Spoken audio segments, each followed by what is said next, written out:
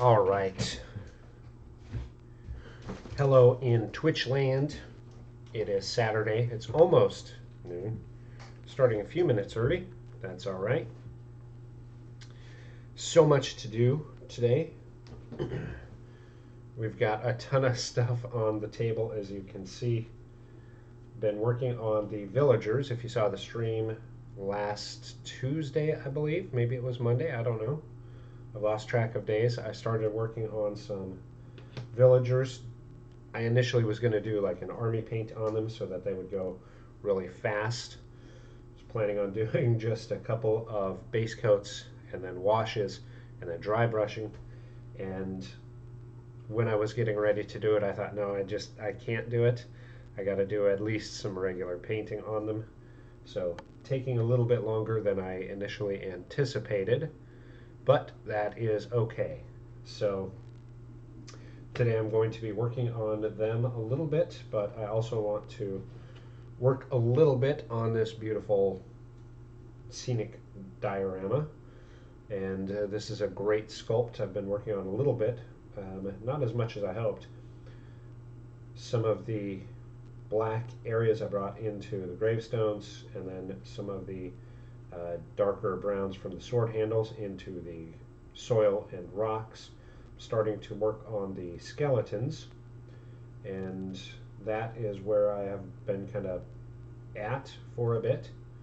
So probably start working a little bit more on the skeletons just so I can get those finished out to start doing some of the other elements. After the skeletons are all done, I'll start working on the armor and those aspects so I can bring it into the bits and pieces down in the ground and in the soil. I thought about doing some glowing effects in here and doing some OSL, having the eyes of the skeletons glowing green since they are raising up. I have not decided yet if I'm going to do that or not. I just don't know yet. I have not yet decided. So we will see as we get the skeletons a little more complete. Right now they've just got a base coat and a wash, so we need to, and then a touch up from the base coat. So need to go through and start doing some highlighting on them, and probably 2 layers of highlighting. We'll get all of the skeletons complete, then we'll move on to some of the armor. So I don't know how much of this we're going to get to, because I am going to focus a lot on the villagers today as well. They've been hard because there are so many, and a lot of my bases that I use for just quick handles have been a little more burdensome moving from one to the next. So it's been a while since I've done big army paints. Oh, I spilled my trash can. Let me get this picked up here. And so it's a little more intense than I initially thought and planned. But with that being said, let's pick up where we left off and just do some painting. That's what this one is about. Last I left off, I had done a blend of my shadow color and my midtone.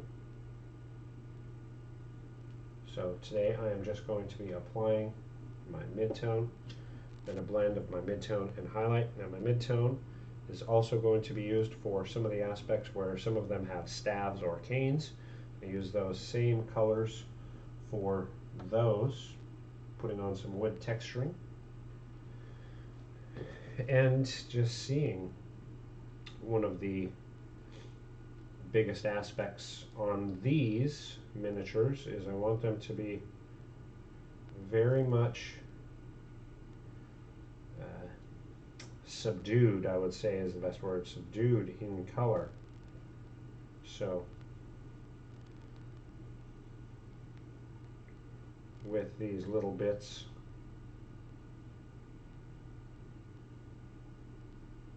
of browns, they are very tonally similar, so it's not going to be too jarring on the table. These are my NPCs. And when I put them on the table, I want them to be definitely distinguishable from the heroes and the miniatures that we put on the table for our player characters. So to differentiate, I'm just doing some swipes. That will give us a little bit of a fabric-esque feel to the cloth.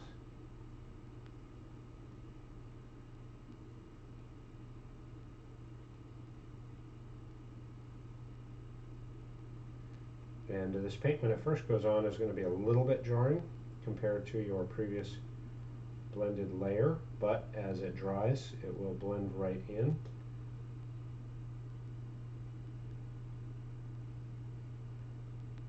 And using a little bit of an older brush on this today, just because the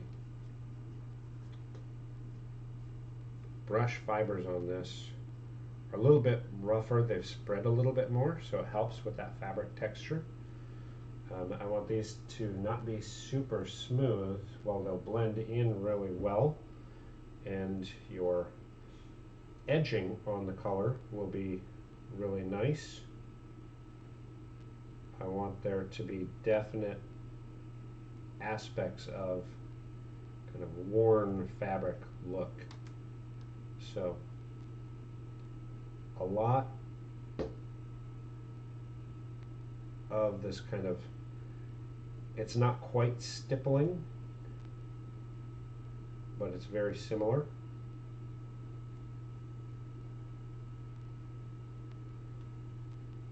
Of course, this past weekend we did not have our regular show, and that is because we were at ReaperCon. If you were at ReaperCon too, I hope we got a chance to meet and say hello, maybe do some painting together. If you were not at ReaperCon, you're catching this whether it's live or on the VOD or later when it's on YouTube. I hope you check out ReaperCon. You can go to reapercon.com and see the 2022 information and highlights and everything. It is a convention that is hosted by Reaper Miniatures. They do an amazing job of support for the community.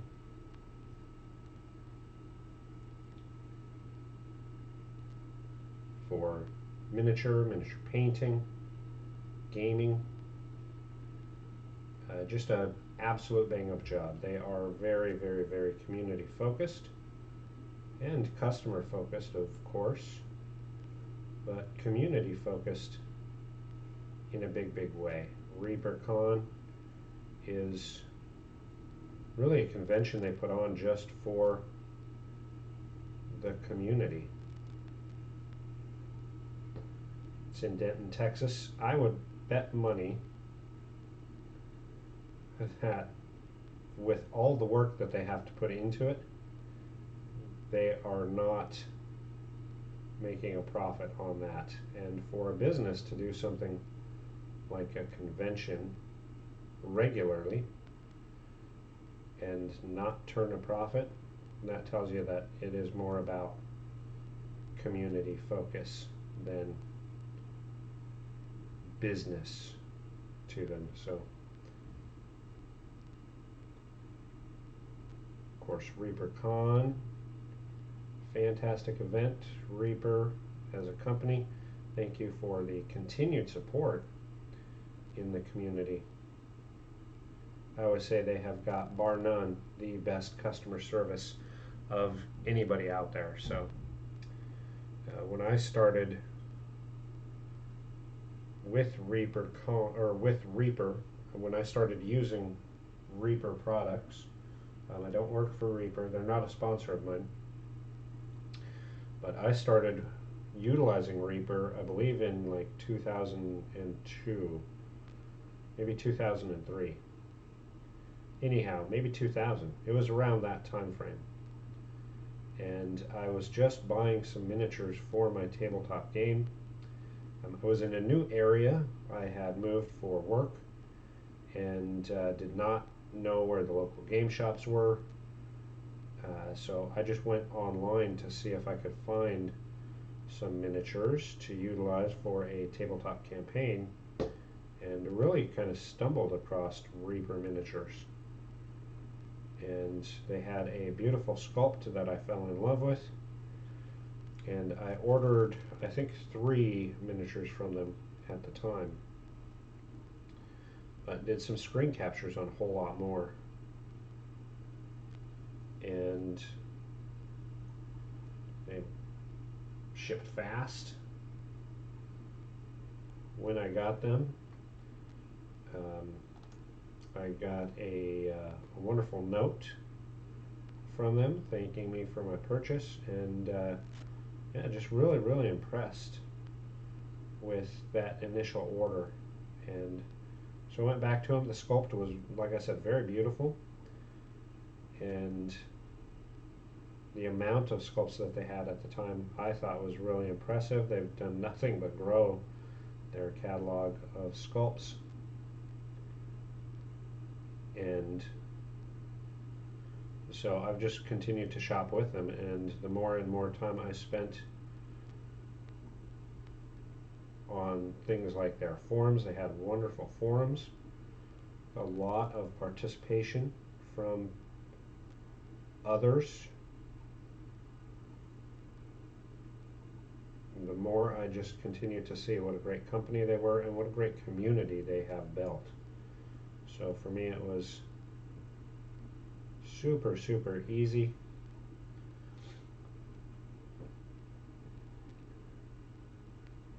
to immerse myself with said community. Even for me, I have a lot of challenges. I am a socially awkward person, so even for me to be able to spend time as part of that community is really cool.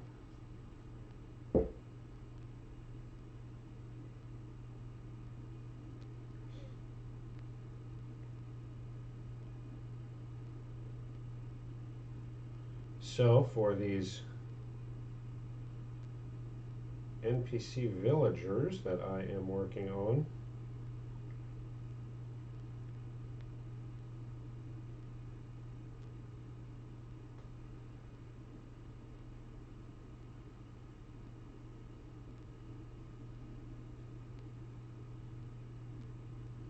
I am super excited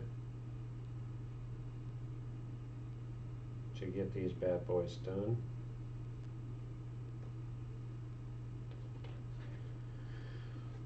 So much work.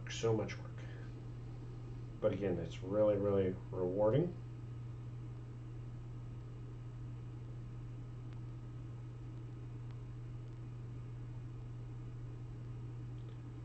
It's nice sometimes to just be able to paint some miniatures that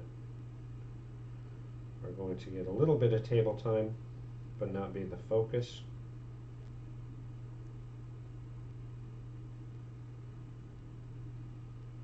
Once we start utilizing these on the table, it'll be a lot of fun. I have a feeling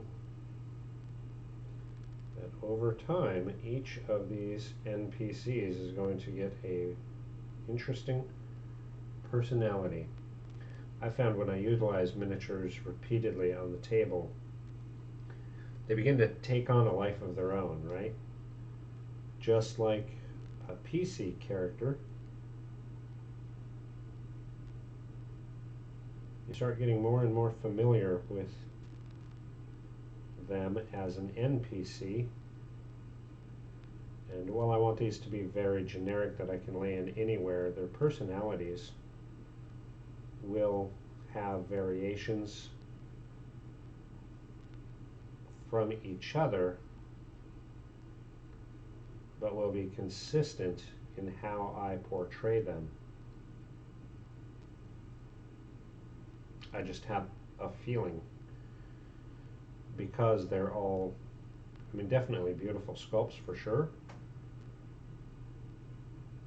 For NPCs, they have a lot of personality in the sculpts,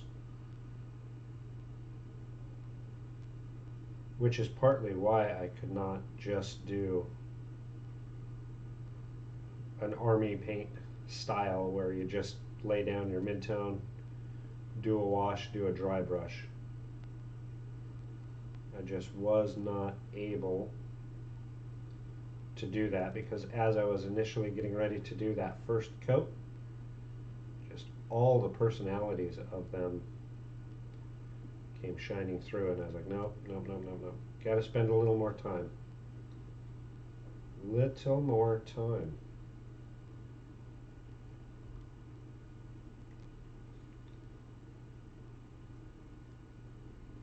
There was a long, short week since ReaperCon. So, of course, I was off on Monday for Labor Day.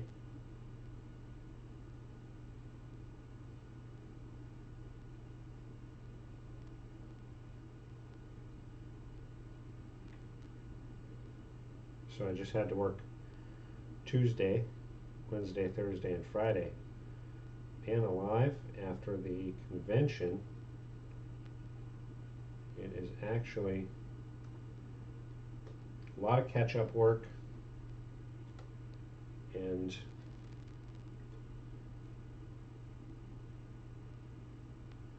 making sure I had all my ducks in a row for the week.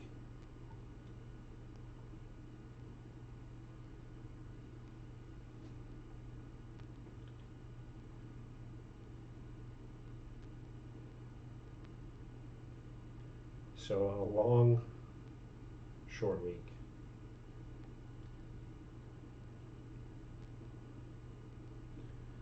And this weekend I'm going to square a few things away. I'm going to send some stuff to my brother, some of my ReaperCon extras.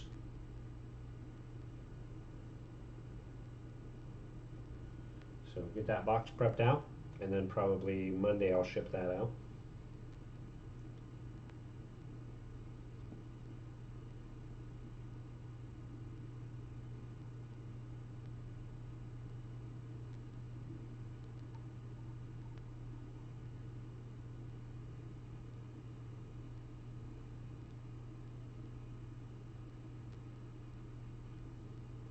So I'm sticking with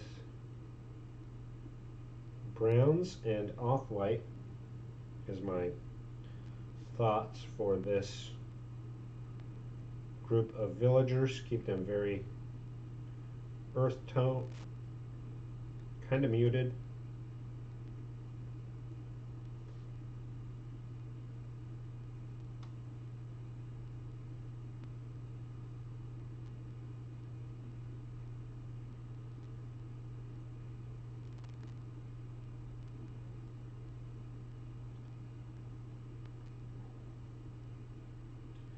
I'm going to pop some deep blue as a strong contrasting color in some aspects.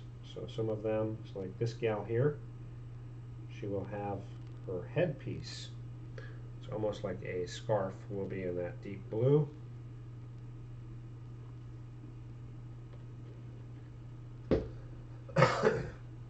Pardon me. So here's one of the miniatures that has the staff, or walking stick, quarter staff I suppose. So for that I'm actually going to just paint on some wood textures and just some lining.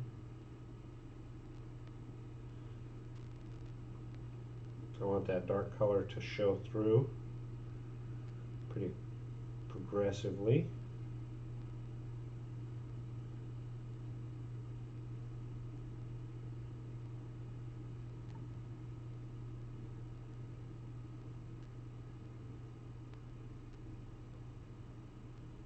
going to cap it lighter.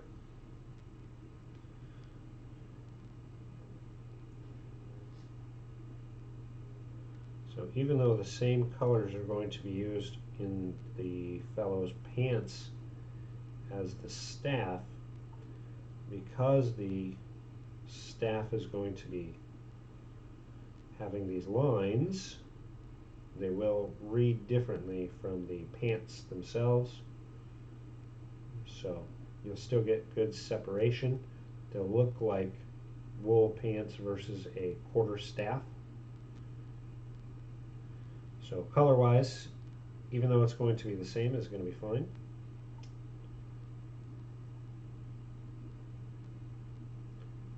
It will not read as being too lazy.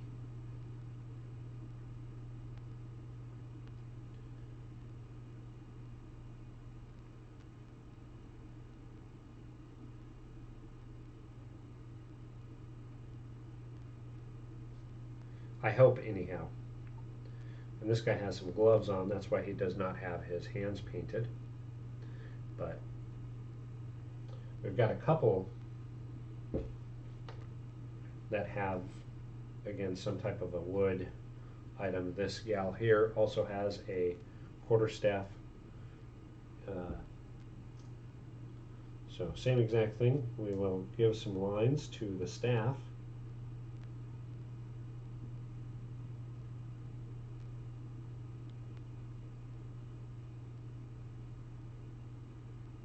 And I did not do a blended coat on the staffs or sticks or anything. Went base coat and then the mid-tone. That way it's more jarring, less blending. Your lines will stand out a lot more stark in comparison to the blended layers that we are putting on the fabric aspects of this miniature.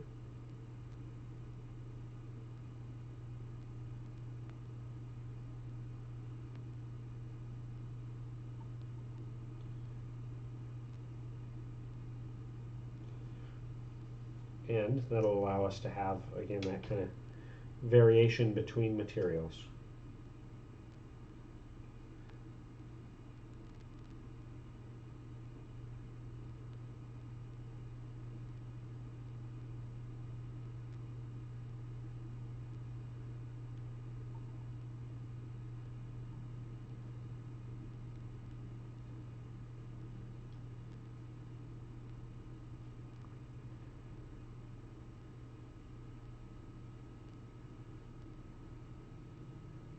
As this layer goes down, blends in pretty decent with the previous. Some almost like cross hatching as we put this paint down. That gives us some good breakup, drives in a lot of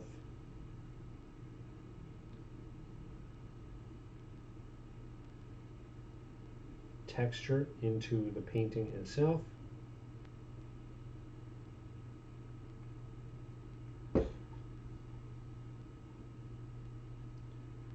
Which really reads out nice.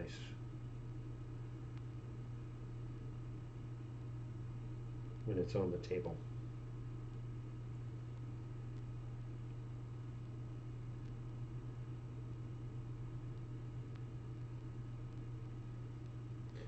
And just drives those shadow colors deeper in.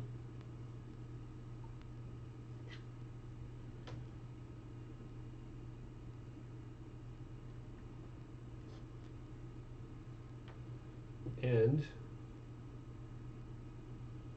allows us to get those highlights really punched up.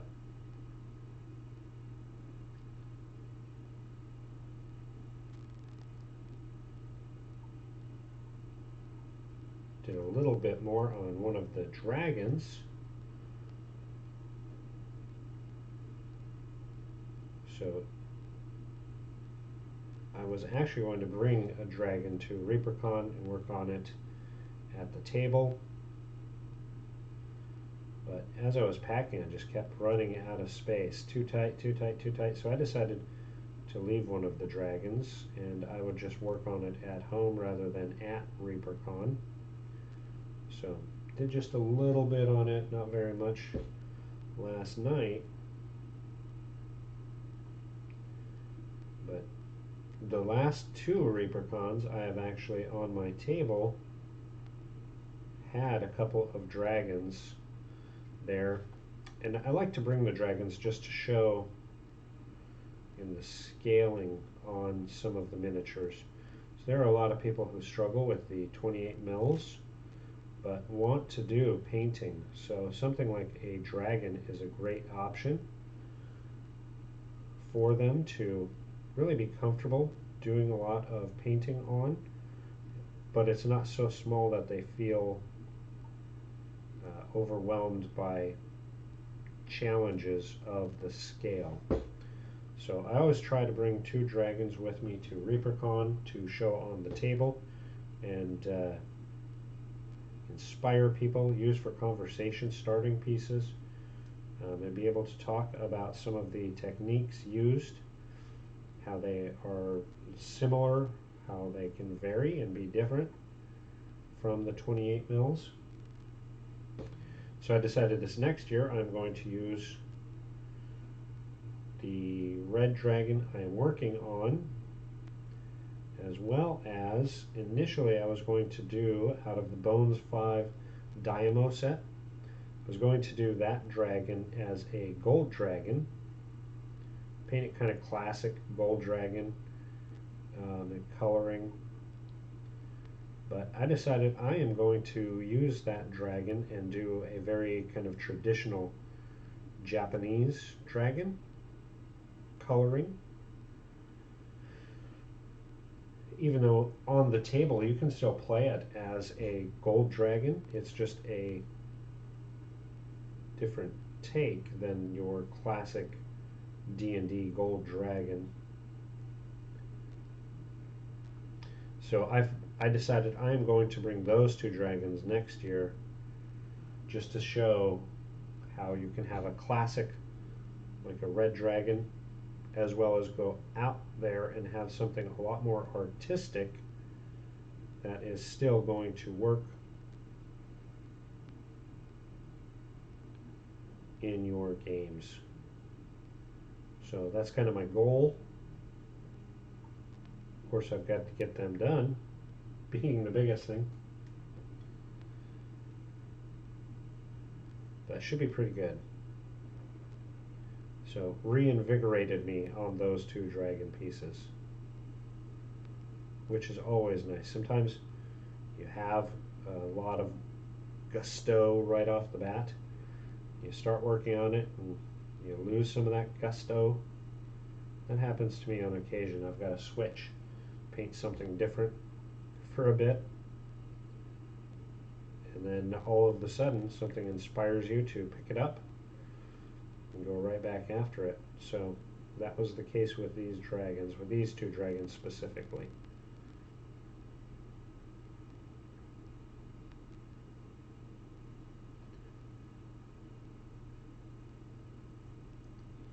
I know this week, as we work towards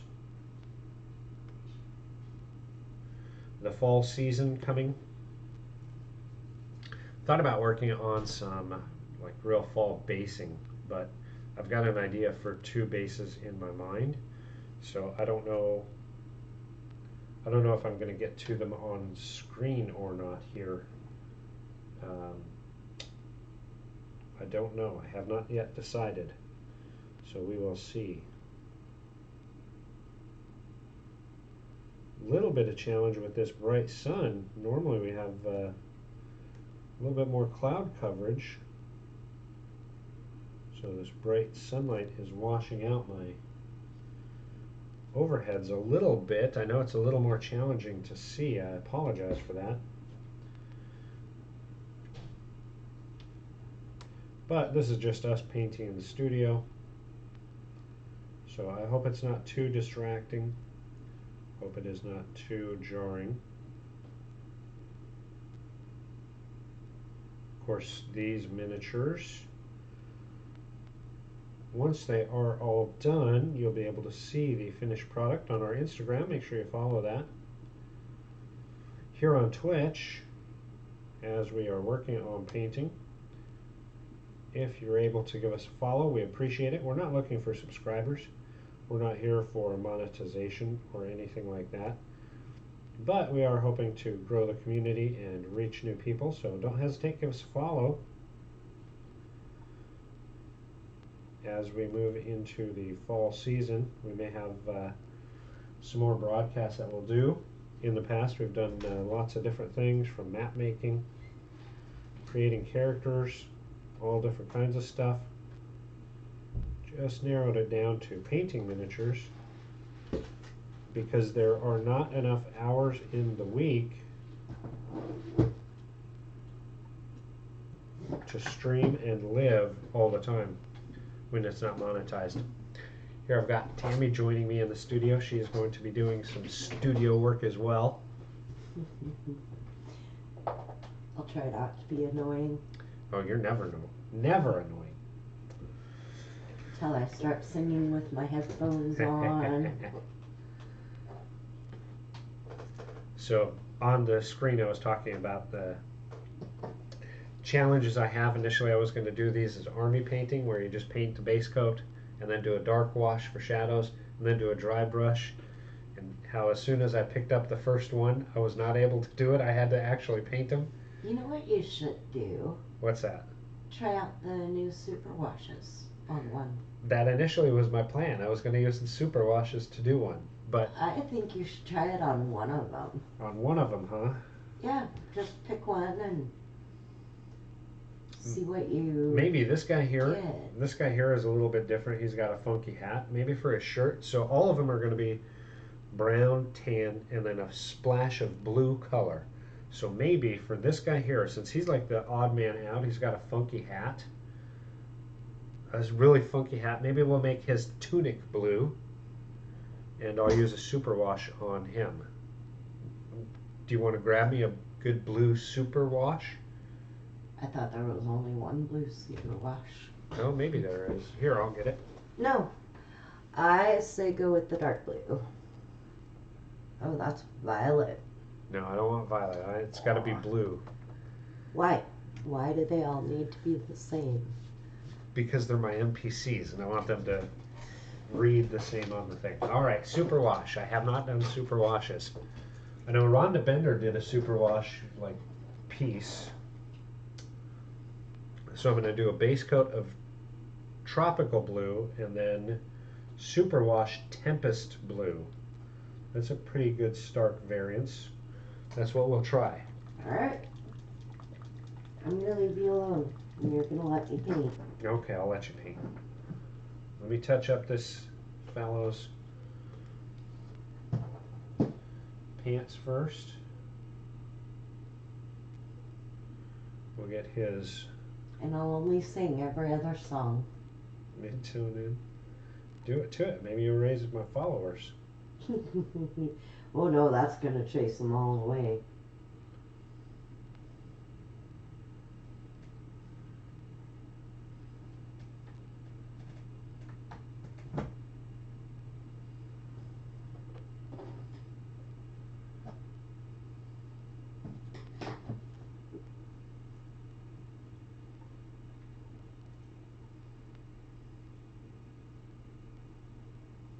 And the amount of sculpting they did on these villagers just still blows me away. For just NPCs. Of course, I imagine not everybody's using them as NPCs. I've seen some people who have been painting these images like really, really well, spending a lot of time doing really good paint jobs on them. So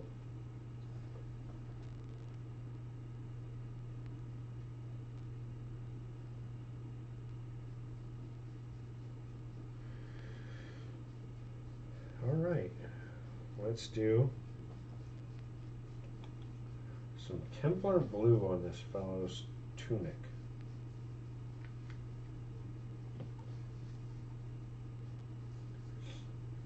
we'll have this guy, because he's going to be very different, we'll just consider him to be something like the town crier. We'll have to get a role for him because he is going to be the most, like, stand out. We will see.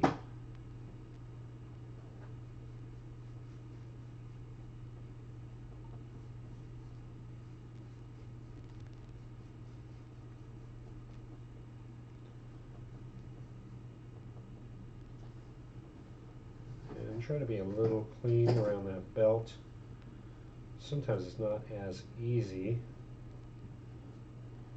Of course, when we do the leather tones later, we'll clean any overlap up pretty well, but I want to try to be at least as clean as possible as I'm applying.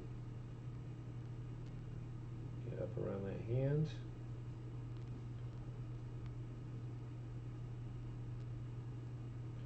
You can see the aggressive mold line on this one. I did not clean up my mold lines, of course. I should have, but I didn't.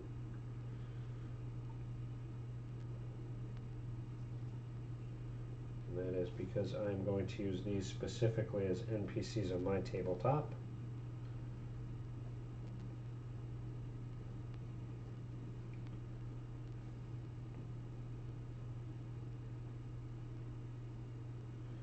And I was being super lazy.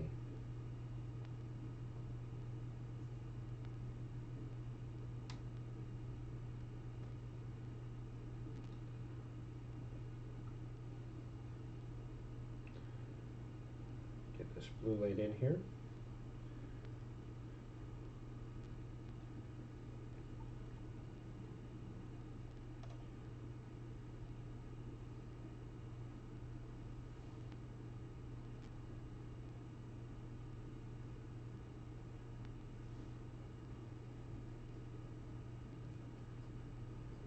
That way we can give it a chance to dry.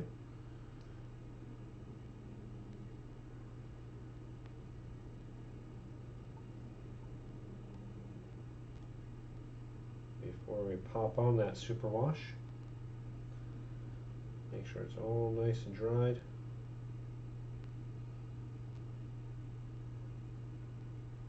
I just want a good opaque base.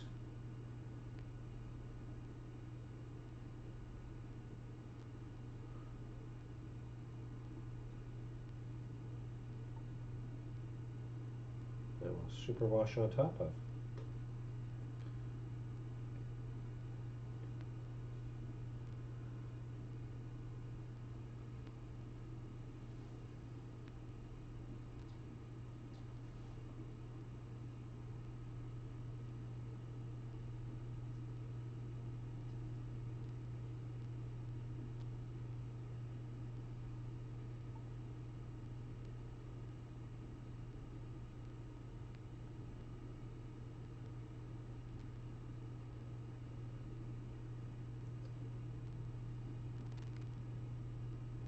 Then we will probably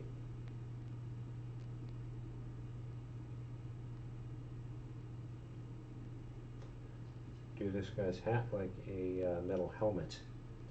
So it kind of makes me think of a little bit of like the, I want to say it was the 12th century English army helmets, where they are really, they look almost like hats.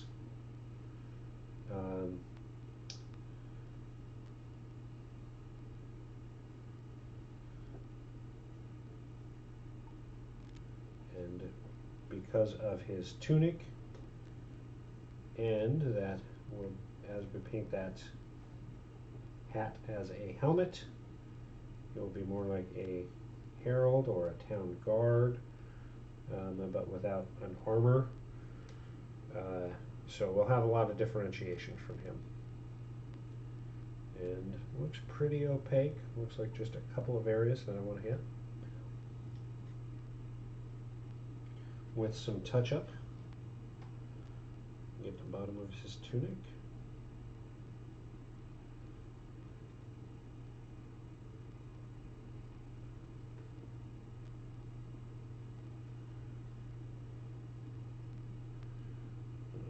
bit on this sleeve.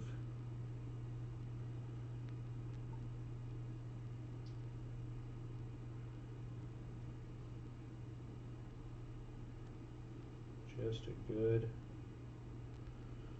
smooth layer.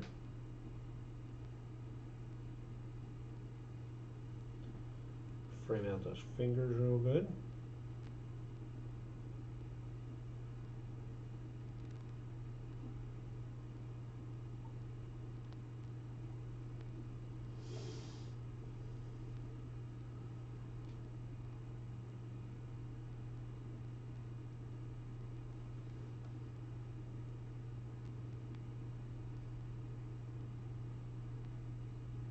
Good, consistent, opaque color.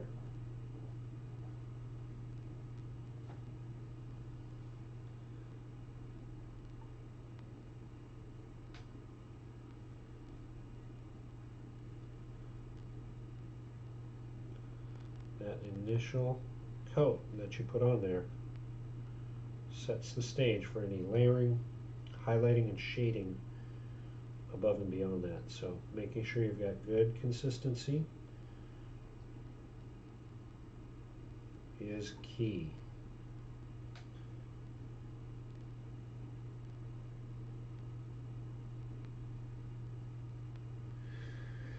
All right, let's set that fellow aside. We've got his pants done with that mid-tone. We've got that base coat on the blue good. Then we'll go through and do a superwash.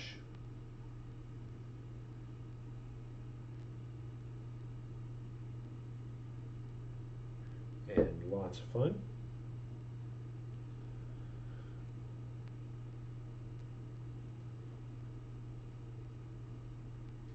Some of these villagers don't have a whole lot going on as far as this initial coloring that I've done.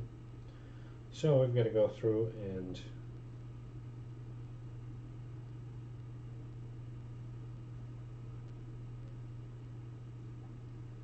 be prepped out for how we are going to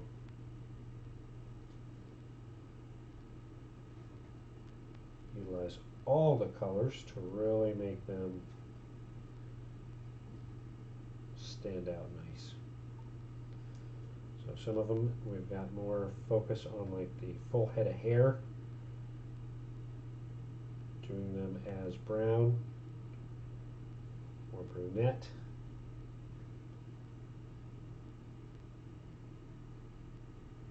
That'll be the last color we do as what I call the halo. Then we'll start working on individual hair highlighting.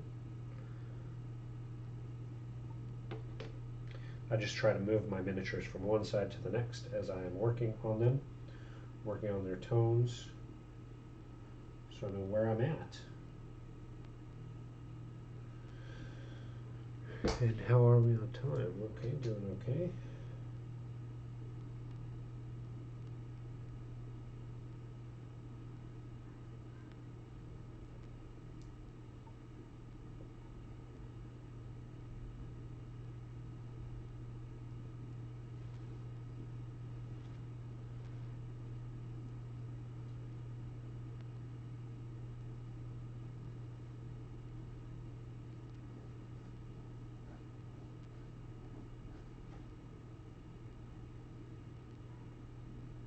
Little bits of just stippling on some of them.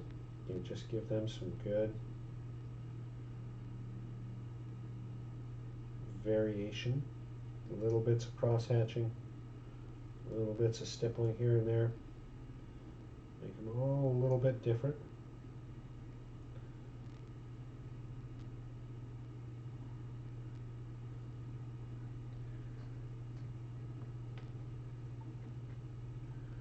Here's our old granny with her cane.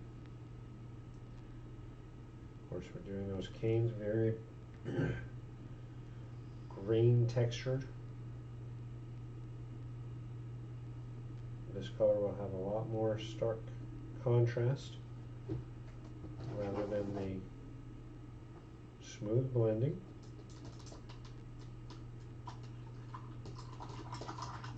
That we are putting on other elements.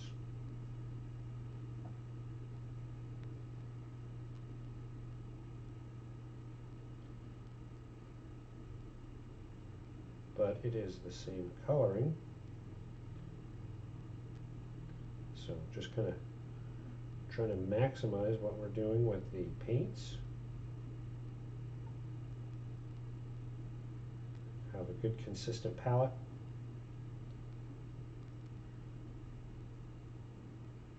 And really read as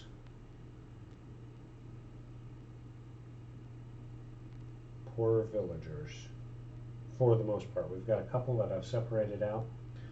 One's like a bookkeeper, one's maybe a merchant, and then a possible barkeep or brothel keeper. So those ones I have done very little with as of yet. The page or bookkeeper, the tax collector, I did his pants in the same brown because I can see him trying to blend in with the populace he has got to collect the taxes from. So he'll have a little bit of similarity with them, but not much.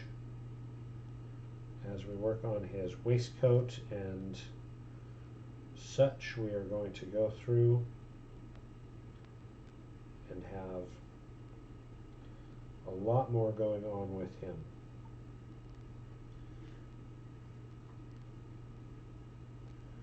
Just because his station and his duty,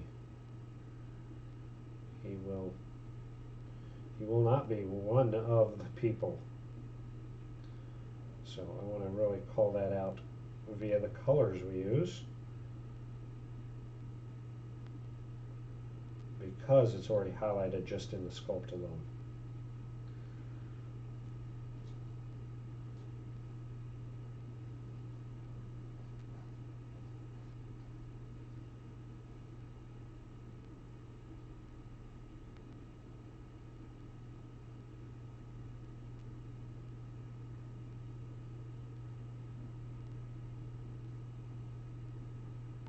There, we get a little cloud break in there.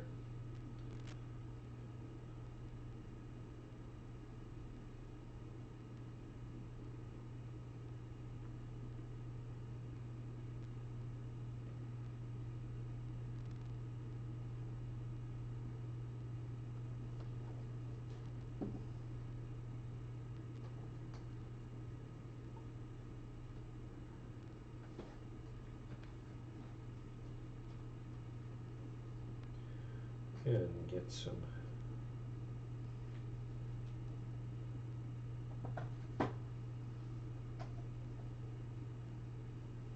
easy on the eyes painting.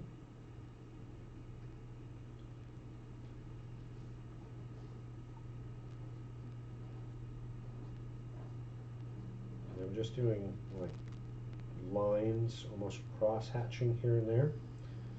I'll lay a layer down, and then once it dries, go back and do it a different direction. And it gives us a bit of a fabric-y look as we build up those layers.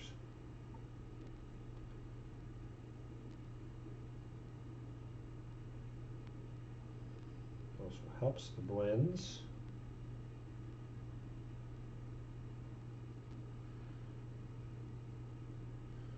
Because they're a little more broken up,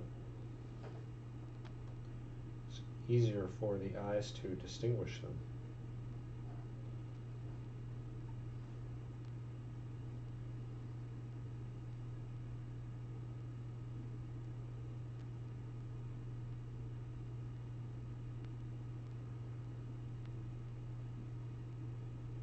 Well, Granny has a heck of a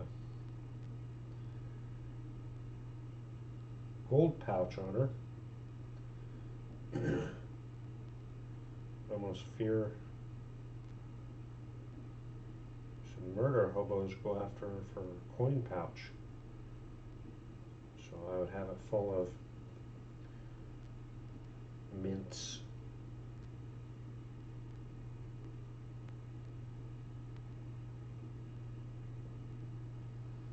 And then a bunch of old coppers that she's painted smiley faces on or something. But it is a heck of a coin pouch. Looks pretty heavy.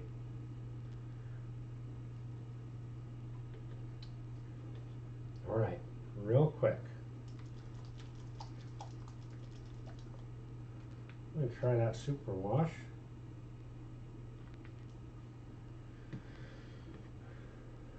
Over top of, this is going on top of Tropical Blue. This is Tempest Blue Superwash.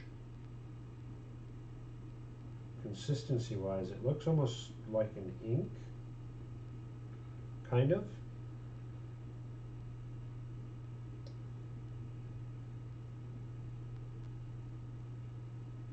Property wise, it acts kind of like an ink.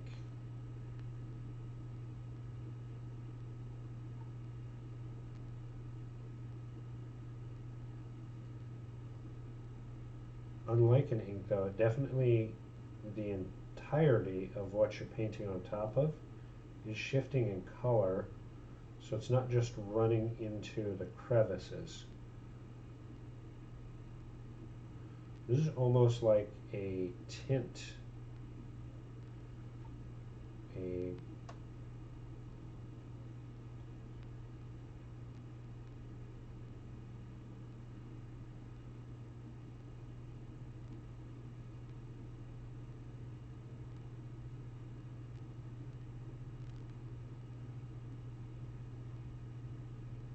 like a wash for sure, but it definitely is adhering to that initial tropical blue and making it a shade darker.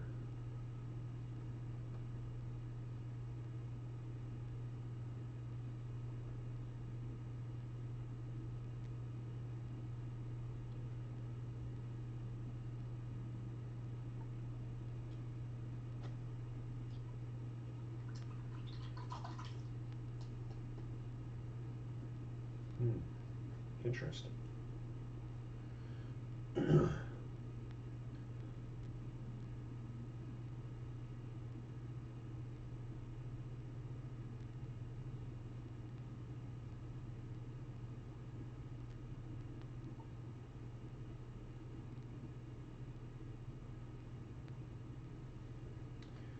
it definitely darkened that blue, like you would expect for a wash, but super evenly.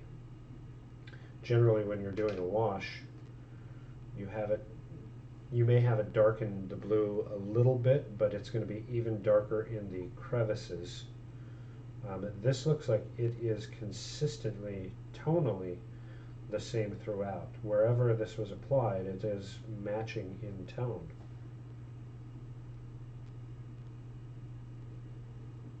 You don't have darker pools in the crevices and lighter areas on the upper ends.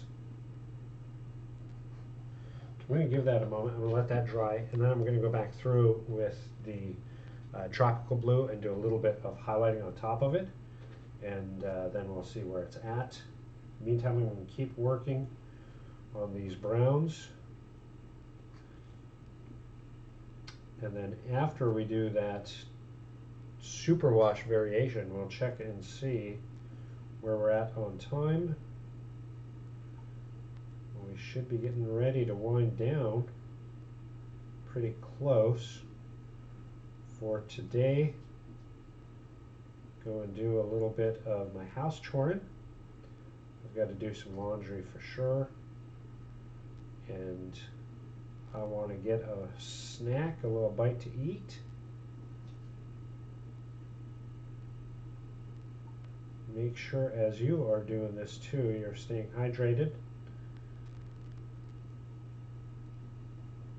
Taking your time, not rushing.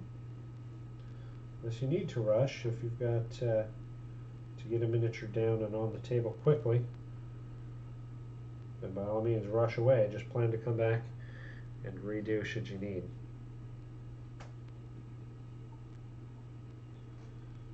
With these townsfolk on the browns, we are halfway to what I want to do for the browns. A little bit challenging just because, oh, you can see this fellow here also has a walking stick that I did not paint. So I'm going to real quick catch that up. We'll put some of this dark brown on that walking stick, and then I'm going to pop him back to the back of the line, give that a moment to dry, just so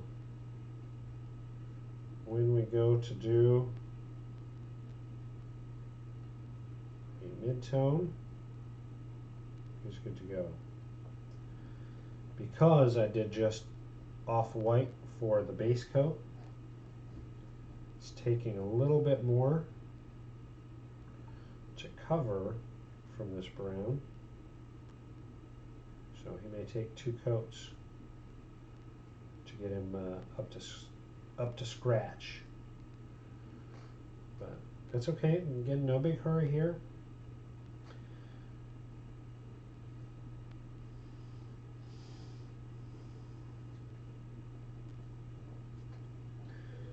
Pop him back to the back of the line. Let's get our helmeted person. We're going to go through and just touch up a little bit of the tropical blue because I want to see how this sits on top of that superwash. And I am just going to go through and paint a layer like I would normally after that superwash.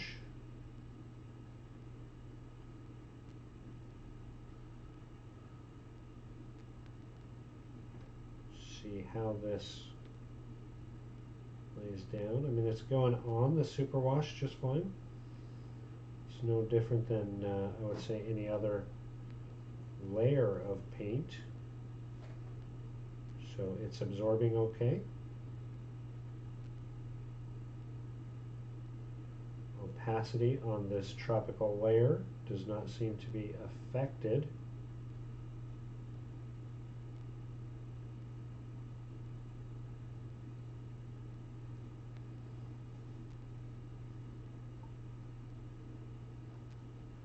Now, Reaper has asked for feedback after we have utilized these super washes, so I do want to play with them a little bit more as well.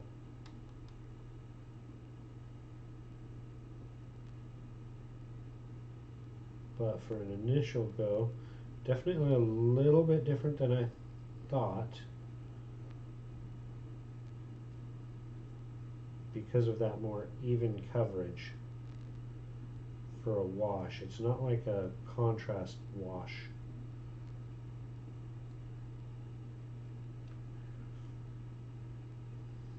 As far as shading goes, I mean, it definitely did shade out our tropical blue. I would say I would not even hesitate to use this on a lighter blue to see what would happen,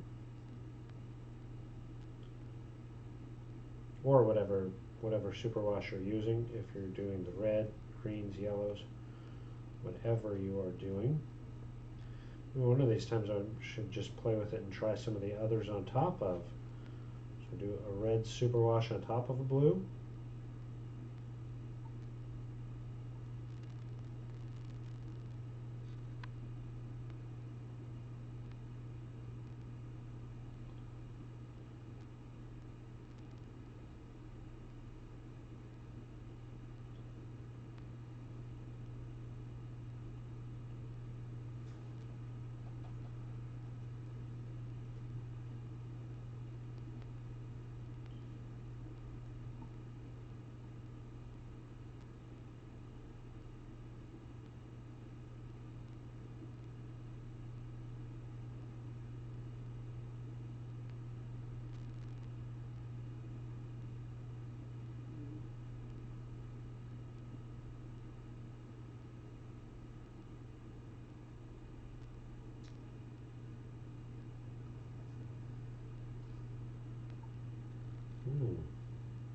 I mean, it's acting as though I had put down a darker blue layer first and am now just highlighting up from it. Tonally though, I mean the colors are playing well together, so I don't know if I just happen to pick the best or a really good blue to utilize for this. But the blending is definitely going really, really well and smooth. So super happy with that.